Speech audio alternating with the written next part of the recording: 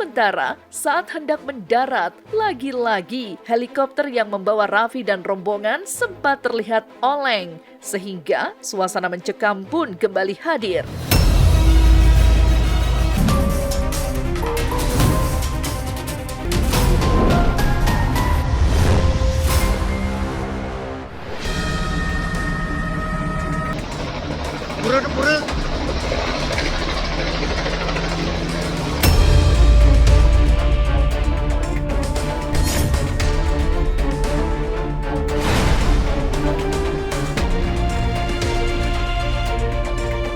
Berbeda jauh dengan kasus Mawa, Insanul, dan Indara. Pemirsa Silet, itulah kondisi mencekam dan menegangkan yang sempat dihadapi Raffi Ahmad beserta sang sahabat Aji Krishna dan beberapa rekan lainnya sepulang dari Bali Utara menggunakan helikopter. Karena penerbangan yang awalnya aman-aman saja tiba-tiba dihadang oleh kabut tebal akibat perubahan cuaca mendadak.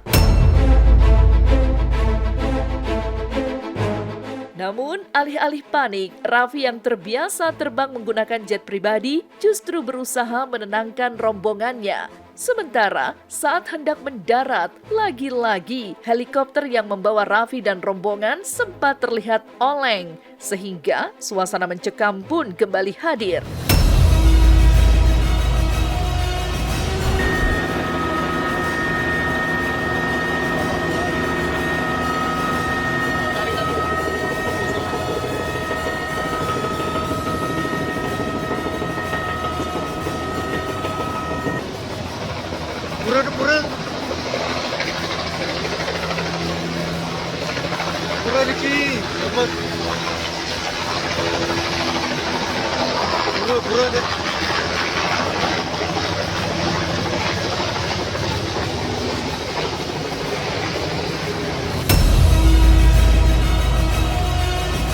Sebetulnya waktu penerbangan di awal dari Bandara Ngurah Rai sampai di Bali Utara tuh cuaca aman-aman aja. Nah begitu balik dari Bali Utara menuju Denpasar, 10 menit kemudian itu tiba-tiba ada awan tebal.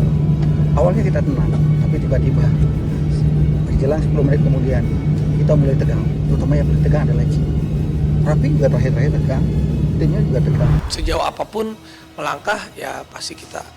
Kalau memang kita bisa tempuh dan waktunya pas ya kita datang. Beruntung berkat kesigapan dan keahlian sang pilot, helikopter yang ditumpangi Raffi dan rombongan berhasil mendarat dengan selamat. Tapi kalau ini alhamdulillah hari ini lancar, lumayan capek tapi semangat.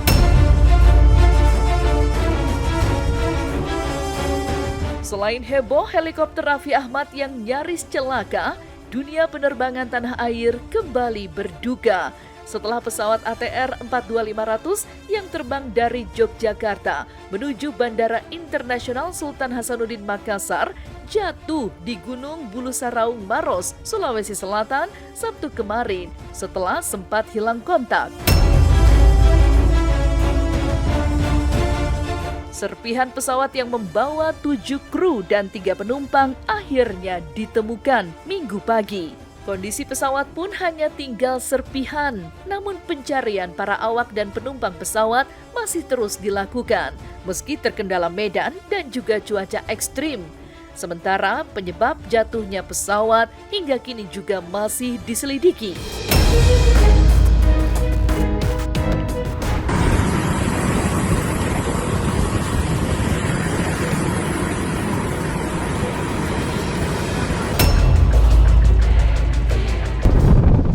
Serpihan di Bulu Saraung, serpihan kapalnya.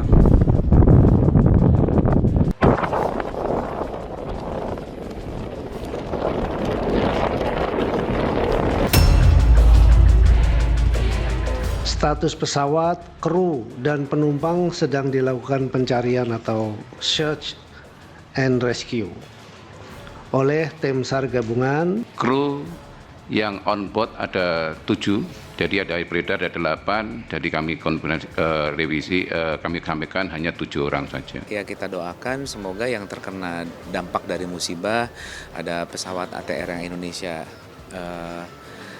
Air ya itu bisa segera ditemukan. Lantas seperti apa suasana duka menyelimuti kediaman Deden Maulana, pegawai Kementerian Kelautan dan Perikanan atau KKP yang menjadi salah satu korban dari jatuhnya pesawat? Hingga semalam, rumah korban di kawasan Jati Padang Pasar Minggu, Jakarta Selatan tampak ramai oleh tetangga, kerabat, dan juga rekan kerja dari KKP yang memberikan dukungan moral.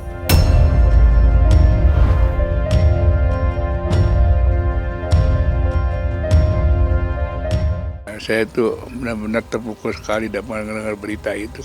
Ya istrinya itu nangis-nangis terus, nggak teriak panggil dia. Begitu pula dengan kisah pramugari Florencia Lolita atau biasa dipanggil Olen yang juga termasuk dalam daftar kru di pesawat tersebut. Yang bikin miris, menurut kerabatnya, Olen sebentar lagi akan menikah. Lalu, benarkah unggahan terakhir Florencia di media sosial yang melambaikan tangan sebagai tanda perpisahan?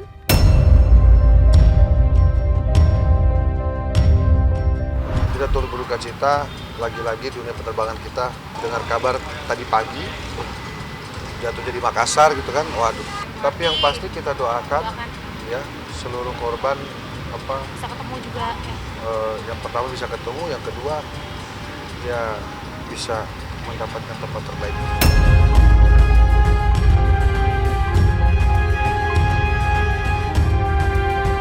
Kan udah mulai ketahuan lah polanya dalam rumah tangga. Kalau misalnya dia mempunyai mental yang kuat, pasti akhirnya jadi acuan dia untuk mempertahankan rumah tangganya.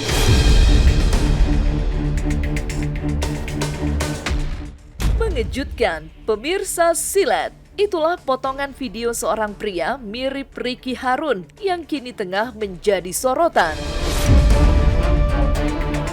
Ya, dalam video tersebut, pria mirip Ricky Harun bersama seorang rekannya tampak tengah asik ngobrol dengan seorang perempuan yang diduga adalah seorang LC atau pemandu karaoke. Yang mengejutkan, kabarnya video tersebut direkam di tahun 2024 di saat sosok Ricky Harun dikenal publik sebagai sosok suami dan ayah idaman sekaligus public figure yang telah berhijrah. Seiring dengan itu, video lama Ricky Harun sekitar 6 tahun lalu pun muncul kembali dan ikut viral. Saat itu, suami Herfiza Novianti itu mengaku dulu ia sempat berprofesi sebagai DJ atau disc jockey, lekat dengan dunia malam. Namun hal itu berubah total setelah ia menikahi sang istri di tahun 2013 lalu.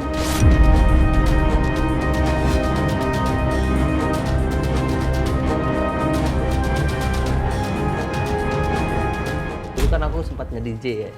Iya. Kelap-kelip malam. Dia itu salah satunya. Ya, karena aku bilang aku nggak mau dapat nafkah dari hasil nge-DJ, aku bilang gitu. Kalau buat aku. Ya, kita kan kalau dulu belum mikir yang kayak gitu ya. Kita mikirnya dulu mah halal-halal aja. Tapi kalau yang DJ itu emang aku tuh selalu kasih alasannya. Kenapa sih aku ngelarang? Karena itu malam banget. Banyak hal-hal yang kurang baik di sana yang akan terjadi sama kamu, apalagi kamu public figure, bla bla bla. Aku kasih alasannya, udah gitu kita udah berkeluarga. Terus yang aku lihat perubahannya itu semakin hari dia semakin dewasa.